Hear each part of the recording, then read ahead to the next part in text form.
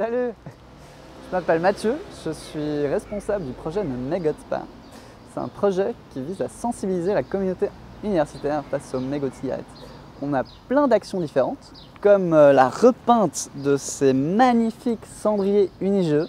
D'ailleurs, si tu te sens l'âme d'un artiste, il en reste plein à peindre. On fait des actions de ramassage de mégots autour des universités et aussi aux marches du climat, et ça c'est par conviction. Et on a mis à disposition des cendriers de poche aux loges et également on a des cendriers de vote devant certains bâtiments universitaires où vous pouvez voter avec vos mégots.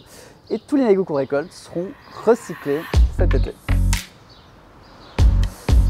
On va voir François Barja, chercheur à l'unité de microbiologie de la section de biologie à l'Université de Genève, qui va nous parler du mégot de cigarette et de sa composition. Le mégot, enfin le filtre de la cigarette est composé principalement d'acétate de cellulose.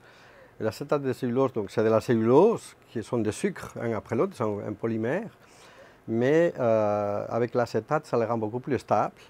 Donc ça permet qu'il dure beaucoup plus longtemps dans la nature et qu'il ne soit pas dégradable par les différents types de cellulases qui existent dans l'environnement, en fait. Donc c'est une partie qui va rester longtemps dans l'environnement, donc qui va effectivement polluer l'environnement. D'où la raison pour laquelle il faudrait essayer de le jeter quelque part ou le brûler avant qu'il soit par terre, quoi, je veux dire. Est-ce que c'est un problème pour la décomposition de ce filtre, l'assimilation par ces micro-organismes si c'est de que la cellulose, le fait qu'il y ait des substances toxiques, ça va... Bien sûr, parce qu'il faut que le type de micro-organisme se transforme un peu pour être capable d'assimiler les autres substances. Donc ce qu'on va faire, la cellulose qui est dans le filtre, elle va être moins biodégradable, moins dégradable par ces cellules-là, parce qu'il y a d'autres composés qui sont attachés, qui sont retenus par ce filtre-là. Donc il est clair que ça les rend beaucoup plus stables et beaucoup plus longtemps qui vont rester dans la nature, quoi. Alors ces mégots restent des années dans la nature, mais quel effet sur l'environnement ont-ils? Et c'est là qu'on est allé voir Serge Toll, chercheur à l'Institut Forel, qui va nous parler de ces effets sur l'environnement.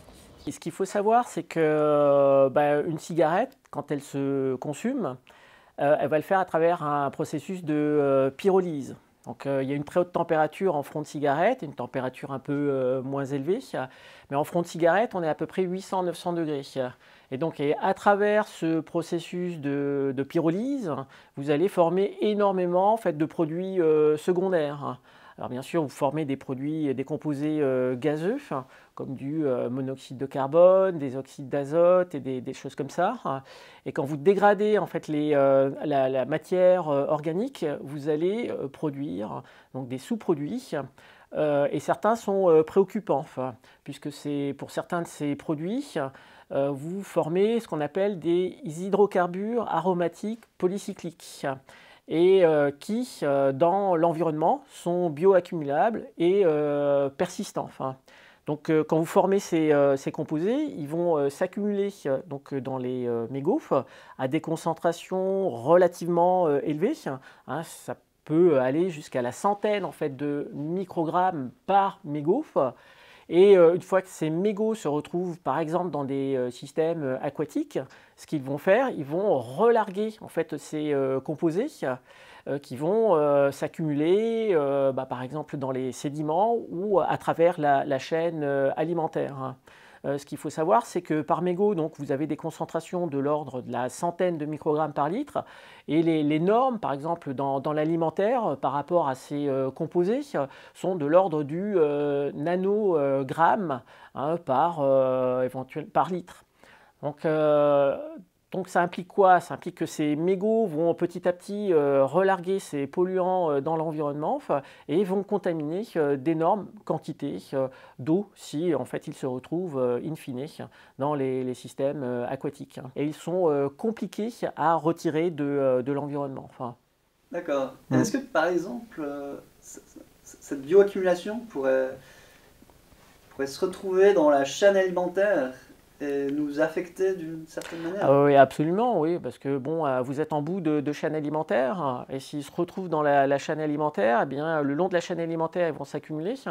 hein, pour arriver, par exemple, dans certains aliments à des concentrations trop élevées pour en fait, l'organisme.